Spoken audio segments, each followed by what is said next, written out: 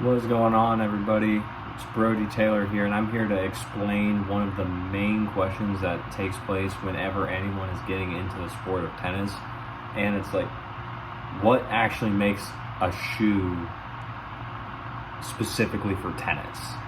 And there's just a few main things, and I'll show them off kind of like right here with this one that I have. This is one of my personal pairs, and the first thing that you'll notice with this shoe is that it's extremely just flat on the bottom. It's not designed to curl up like you'll see with a lot of running shoes like this one.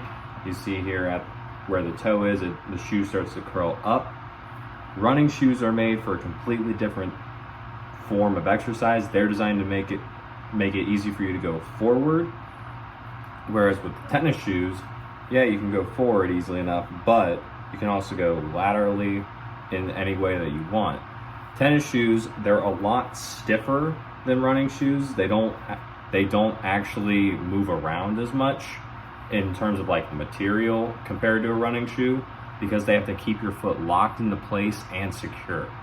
That's why with a lot of tennis shoes, you'll start to see this kind of same like built-in tongue construction on the shoe, because it's trying to wrap around your ankle to make sure that you don't injure yourself and sprain your ankle when you're playing.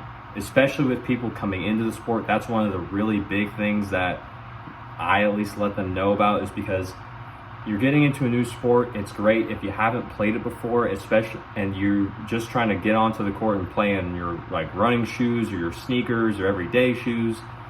It's going to be a lot harder for you because those shoes do not have the stability of an actual tennis shoe that it offers.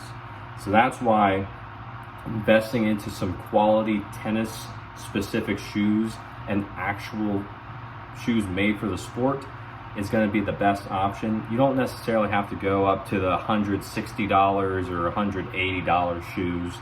By all means, if you got the money and you want to do that, go ahead. I'm not here to stop you. I'm not here to tell you that you're wrong.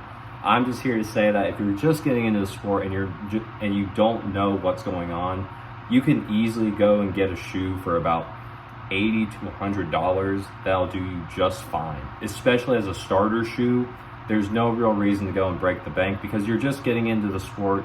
You're still figuring out if you like it or not, but you want to at least make sure that you take the necessary steps so that you are protected in every instance possible, rather than having it to be where, you know, you buy all this new stuff, you get into the sport, you get out onto the court, and you roll your ankle. Now you're in the hospital paying way more money in bills than you would if you just bought like a normal tennis shoe for this. But other than that, tennis shoes, they're just designed to be more stable overall throughout the entirety of the shoe. With a lot of running shoes, like this one, it's pretty easy. As you can see, there's a lot of just like lighter material. It's not very hard. You can move it very easily. Most tennis shoes are not going to be able to do this, because that's not what they're designed to do. They're designed to keep your foot snug and secure in place, rather than have it be where you're flopping around all over in there and potentially hurting yourself. Now, like I said, that's just a very, very, very basic overview of what the difference is between a tennis shoe and, say, a running shoe. If you're looking at your shoes that are just like your everyday shoes, I wouldn't wear those either, because you're going to tear those up on the court just from how the surface and the way of play is. A lot of players get it to where on their shoes, especially here where your toes are, on this side and on the other side where the pinky toe and the big toe are, you're going to get holes in your shoes. It happens to tennis shoes. No shoe is indestructible. But if you use something like running shoes or just your normal everyday shoes, it's going to get holes in it a lot faster. You're going to wear the tread out a lot faster. And then you'll be buying even more shoes, spending even more money that you didn't want to after the fact, when you could have just spent the money in one at the beginning and kept the shoe for a lot longer than you would have. So with that being said, if you have any more questions about tennis shoes, or which ones you may want to look into if you're getting into the game, or for your specific or for your specific foot, reach out to me.